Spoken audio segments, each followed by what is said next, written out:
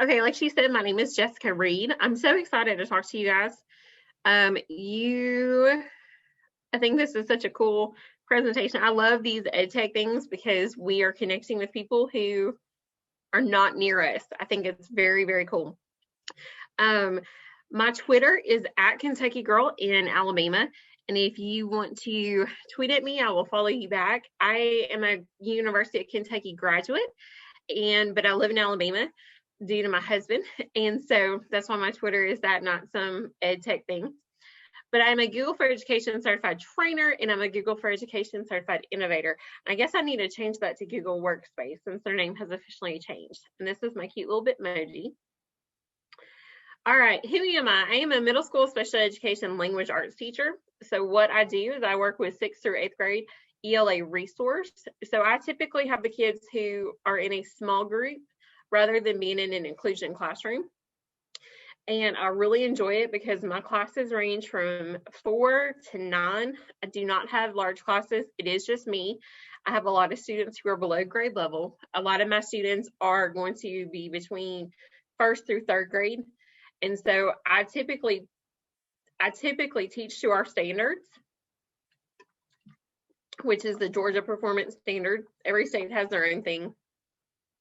But I kind of make it a little more fun and interactive for my students because a lot of times some of the things that they would do in a normal classroom is not going to work.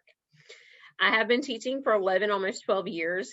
I love Google and I love inclusion. I've not always typically been a special ed teacher. I started off being an elementary education teacher. I taught kindergarten, and my first day of teaching kindergarten, I had a kid hijack the wall and try to climb it up like Spider-Man on the door frame. That's when I decided kindergarten was not the place for me. I have been an elementary 4th grade teacher, and I've also been a special ed. I don't know how I ended up in middle school special ed, but I have, and I love it. I definitely feel like I'm in the right place for myself. All right, what are we going to talk about? We're going to talk about inclusion, how to engage and communicate during remote learning and in the classroom, and then what resources are out there. I will give you a heads up. If you find something that you love, I hope you get to use it. 99% of the things that I'm going to talk to you about today are things that I've used in my classroom. So I do have personal experience with them. There may be 1 or 2 new things that I've added today that I've recently found out about that I have not had a chance yet to use, but I would definitely recommend. I hope you're able to take something and use it in your classroom starting on Monday. All right, inclusion can be the bomb. That is one of the biggest things that can frustrate, I know, general ed teachers, is when you have students with special needs in your classroom, but it can be the bomb when it's done right. All right, what is inclusion, in case you don't know what that is?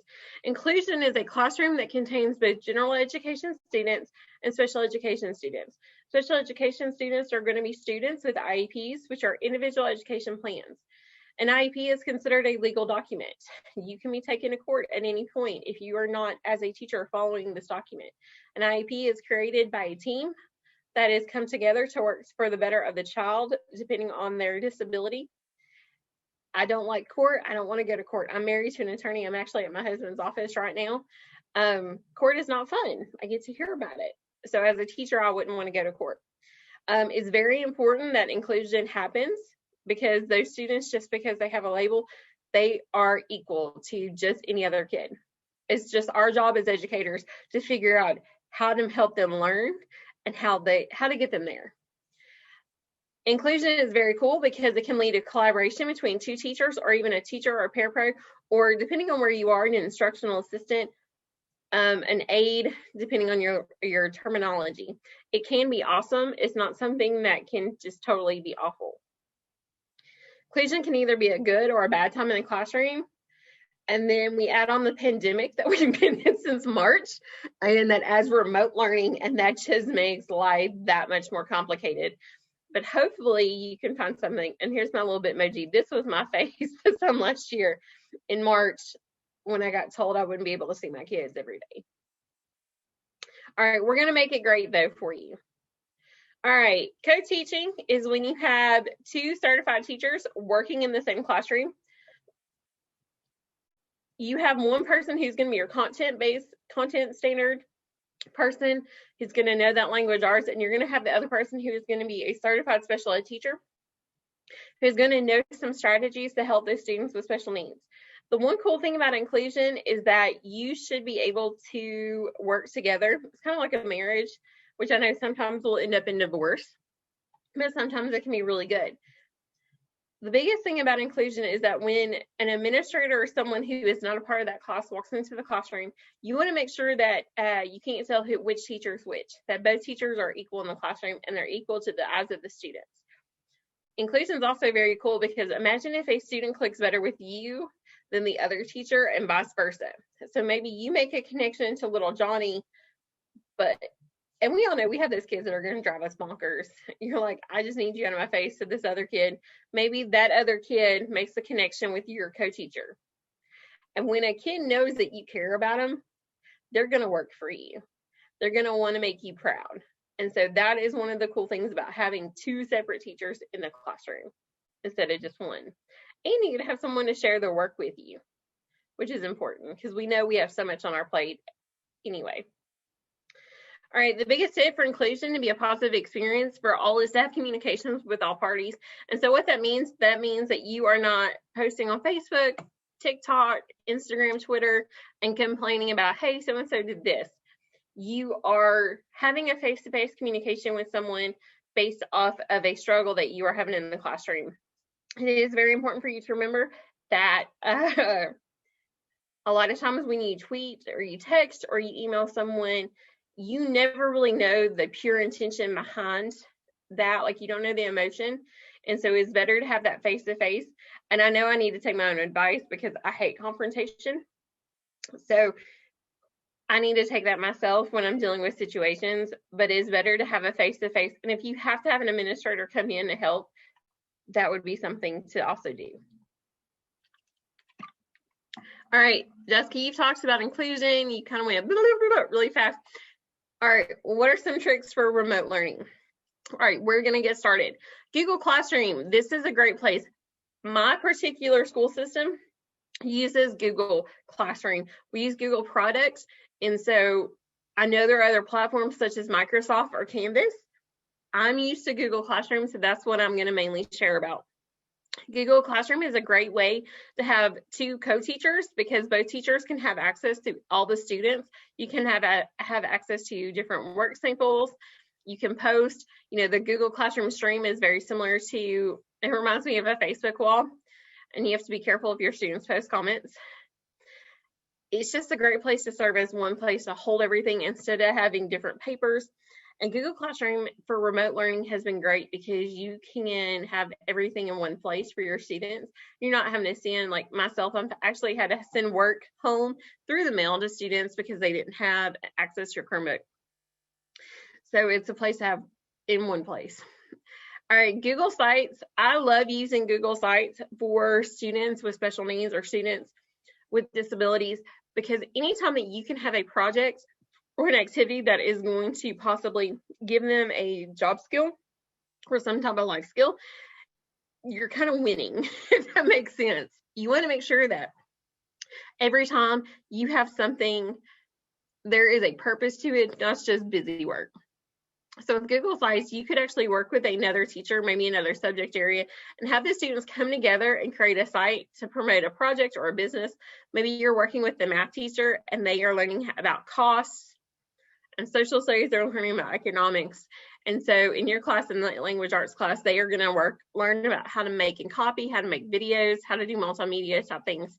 Well, if they have it all on a Google site, the end result can be a product that they share on the internet. What that takes from is maybe you have a student a couple years down the road, it becomes a plumber, and they remember being in your class and creating a Google site, and they're able to create a Google site or any type of website that showcases their talent or showcases their services that they offer.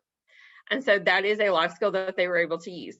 I like Google Sites because it is a safe, secure spot. It is not something that is going to just broadcast unless you only can do it with your domain unless you make it public. You can also use Google Sites for study guides or notes for different assignments, like if you have a classroom site. Google Calendar is just a way to keep things organized. If you are a special ed teacher, you can send notices, or even just a general ed teacher, you can send notices back and forth like, hey, we have a meeting next week, to a parent or to your administrators. Just a way to keep things organized.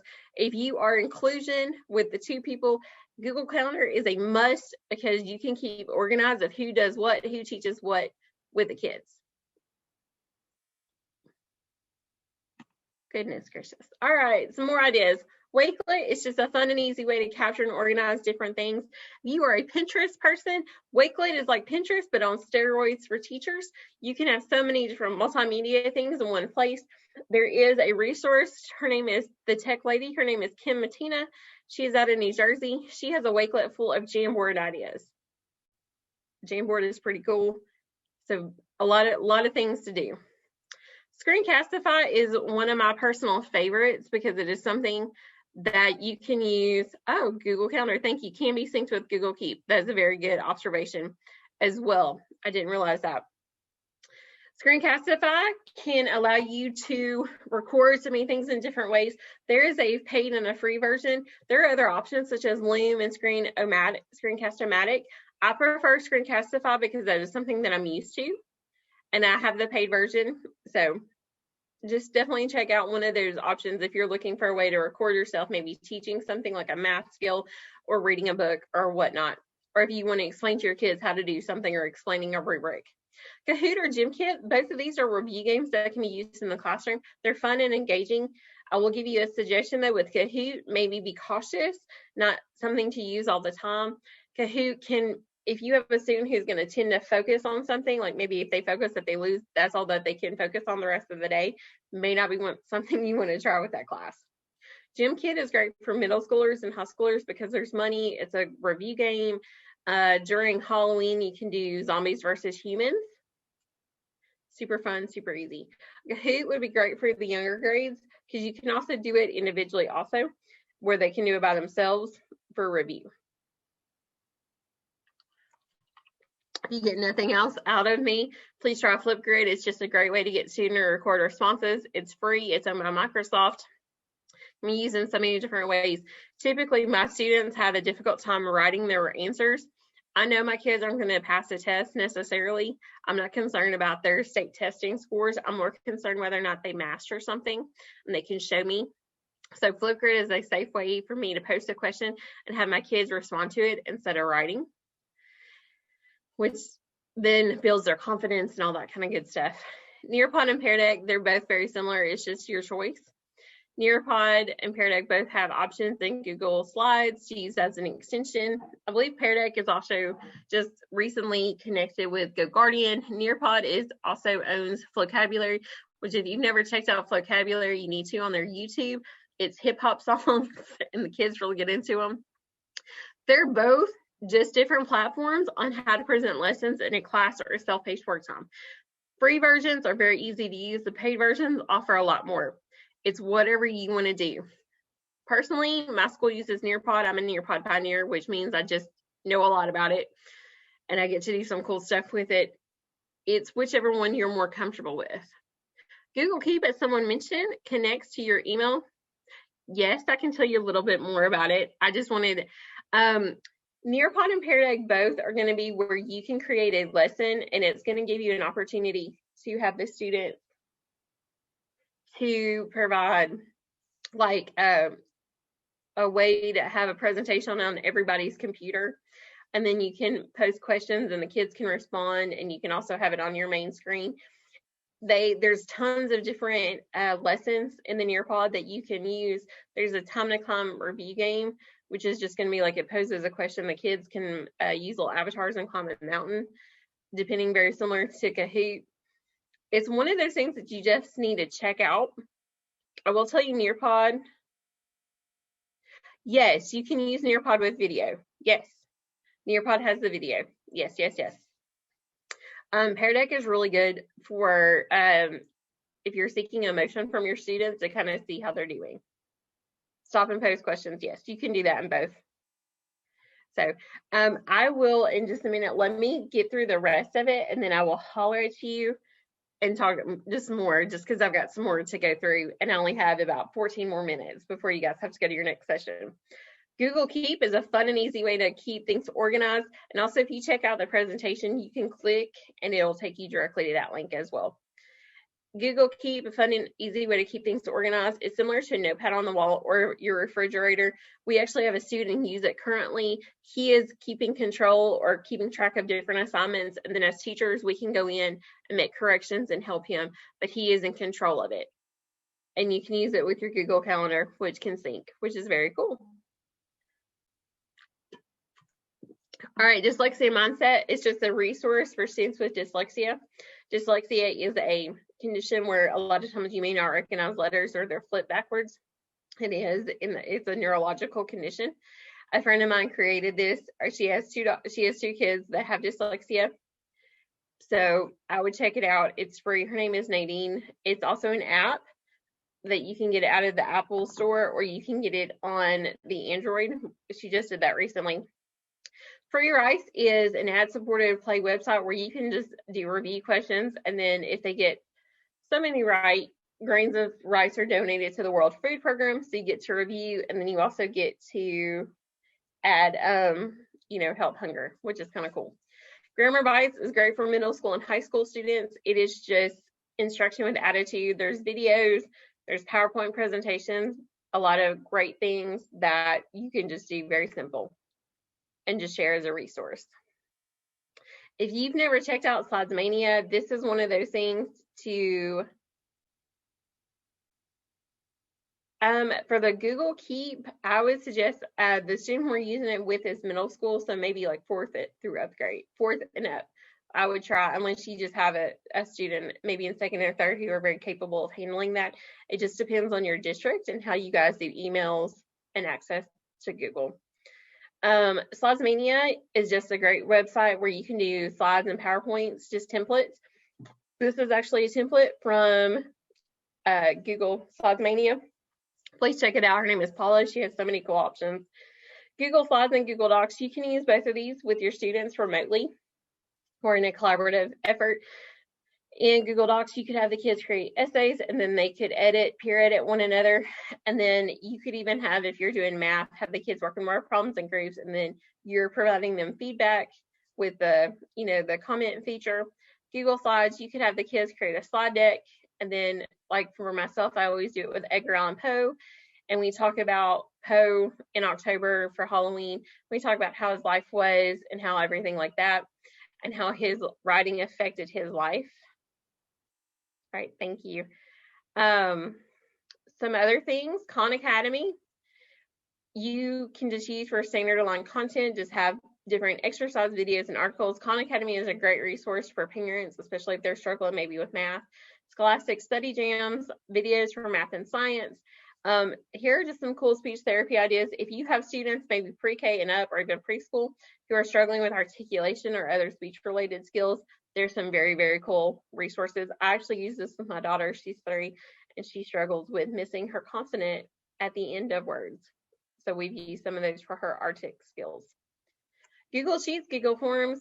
You can use Sheets just to organize things. This also can teach the kids how to do tables, spreadsheets, doing different accounting features, whatnot. Google Form, you can send a form back to your kids. They'll give you honest feedback if you ask for it, and then you can reflect. Just a cool way to get some feedback. And then Google Meets and Zoom, obviously we're doing Zoom. You can use Zoom or Meets and have breakout rooms for really small group instruction, which is going to give you an opportunity to really work with your kids remote. So it's just something neat to do. And I love getting to see my kids, even if it's virtually. All right, they just keep coming. EdPuzzle, it is a great and easy way to have students for review, and that's supposed to be for, not fro. And ask the student questions. The best thing is there is a free and a paid version, but the free version is very easy to use. The best part is that it posts a video and then posts a question. The kids can't move past the video. They have to answer the question, and then it'll keep going. So it's a great way to review different topics. Canva, a go-to platform for project-based learning. It's just very similar to Adobe. You can just create different things. And I do believe they have a Canva for educators, so that can make it free. So you just have to share your credentials. Jamboard is just another way to have like a whiteboard, but it's a different feature. There is an actual Jamboard you can buy, but it's very expensive, but you can just use it to collaborate with your students. Basically, it's a big whiteboard. Last one's Padlet collaborative board you can use for free for a month, great for entrance and exit data. Answer Garden is going to be just a feedback where you would just post a question and then you would get a bunch of responses from your kids. Very easy to use. Set.colorado.edu, it has different science and math simulations and it's free. So like say maybe you're doing a lesson on oh so cool sound waves, this would provide you a way to actually show your students a virtual simulation of that, because I know a lot of those concepts are very hard to actually think about, and so maybe this would help some of your students. Okay, if you take nothing else besides you know, just one or two things, please check out Assembly and Inclusion. This is a project that was created by a girl named Katie Neve. She is a Google innovator herself, and she just wanted a website with different tools and tricks for teachers, special education students, or even just in general. And it just provides a way to do things.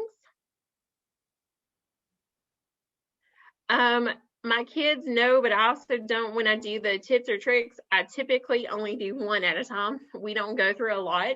My students have a hard time focusing on one activity. I just wanted to provide you guys with several different resources that you can try. So, you know, like Flipgrid, if we did a Flipgrid one day, probably wouldn't use it again for a couple of weeks. We use a Nearpod. I would probably, you know, then we're going to do a handwriting assignment. It just depends on whatever I'm teaching. But I don't do more than 2 to 3 in a class period because I don't want to confuse them. So that would just be depending on how you teach. Here are just some more resources. One to point out to you is Google Tools for English language learners. Maybe you have some students who are struggling with, you know, speaking English or even a different language. Eric Curtis, this is his website. He has a ton of resources and a lot of cool things to check out. These are just some websites. DitchThatTextbook.com is Matt Mueller. He has got so many cool resources, and he gets it because he is a former teacher. Here are just some really cool people to follow on Twitter. One that I would definitely point out is going to be Tyler Tarber. He has two YouTube channels. He has one that is specifically for gaming, and he has another one that is education with very cool things, and he just came out with a book. This is my website, sites.google.com, Sped Tech Teacher. Please check me out. I have different resources and all that good stuff. And this is my Twitter. Please come and follow me at Kentucky Girl in Alabama, and I would love to connect with you. And that is it. So if there is any questions, I would be more than happy. And I'm so sorry I went like, blah, blah, blah, blah, blah. I was trying to get through everything real quick. I forgot how quick 30 minutes is. But a lot of these tools, I'm not going to use more than once with my kids. I use them very sparingly because my students are going to, like if I do a Kahoot, that's all they want to do. So Kahoot would be something up to at the end of a class period because it's something fun. So it just depends on whatever you would like to do. So, but I think we have 5 minutes left if anybody has any questions. That is a lot to talk in 25 minutes. Goodness gracious. I just wanted to say, Jessica, I mean, I really appreciate you're answering all my questions, and you've given us so many tools here for sure. I mean, I just think you have an incredible potential as a presenter, but as sort of I'm not struggling with tech. I'm not new to tech, but there's a lot of things that I still don't understand about some of the tools. And for me, it would be really helpful like to just open it up and get into it. And we would love to see more of you. And I hope they can book you for an hour instead of, half an hour the next time, so we can actually open some up and play with them with you. So thanks for that. Well, that is probably the nicest comment I've ever gotten at least today, or in a very long time. If you follow me on Twitter, I have a ton of videos that I've posted and that I've done, or I've done like webinars where I share more things, especially that are going to be special ed related, because that is my go to. And I'm actually also in the process of writing a book, if I can ever finish it. It is called the collaborative prenup, and it's about co-teaching. So I'm very interested to see how that goes. But world pandemic, I had COVID, my husband had COVID, I had a stomach bug last week. Like every time I try to do something, I've got 800 things going on. Plus I teach. So I do actually, and I have a 3-year-old who, she just knows mommy talks on the computer, and she's with her grandmother right now down the street. So thank you. You're welcome. Thank you so much. Do you have any tips on %? Yes, my biggest tip about saving for feedback on students is if you can do anything technology where you can, like if you do a Google form and you do 2 to 3 questions or maybe 2 to 4 with students with special needs, I'm not going to get a good result if I ask my kids 20 questions. You can chunk things into smaller assignments, you're going to have a better response. Like I struggle to get a paragraph out of my 6th graders. Like they look at me like I asked yesterday, we watched, if you've never used CNN 10, CNN 10 is a great resource. It is a non-biased, which if you are not from America or you're not in the States, we are a hot mess right now. CNN 10 provides a way to show the news to our students, and I live in the South. So, I mean, I live in Georgia, or I teach in Georgia, I live in Alabama, so I'm in the South. So we are one-way thinkers sometimes. But CNN 10 offers a non-biased way to show the news. And so the kids are able to see things that are going on in Iceland, in China. And I had my kids, was like, just write 3 to 4 sentences. That's all I'm looking for. It was like pulling teeth. But that's a plug for CNN 10 if you were ever looking just for some cool, they don't just focus on America, it's like a world thing. So it's a very, very cool thing, if that makes any sense. So what tools allow, for instance, Yvonne there to give oral feedback to her kids? So typically whenever I've done like oral feedback, if I have had my kids do like a Google Doc, I will use Screencastify, and I would have the project or like the slideshow on top, and I would record my answer. But I will tell you, I won't do more than 2 to 3 minutes of feedback, because if you start going into 5 to 10 minutes with a 6th grader, yeah, we'll be gone. Working with the suggestion I would have for an app that we have actually used with my daughter, and she is not necessarily she doesn't her IEP is just strictly for articulation. I don't know if you've tried ABC Mouse. This has got to be the coolest app because it personalizes a kid's learning. ABC Mouse, and it costs money. This has got to be the best thing because she can get on it. She plays. She knows. I mean, it doesn't defeat the purpose of, actually face to face, but it's cool and it's fun. That's pretty much all I've really done with my daughter for like tech wise. I don't know what she does on her. She has an Amazon thing, but she's all over the place. So sorry to cut you off, but we are out of time. I'm going to share the slide with this. Thank you.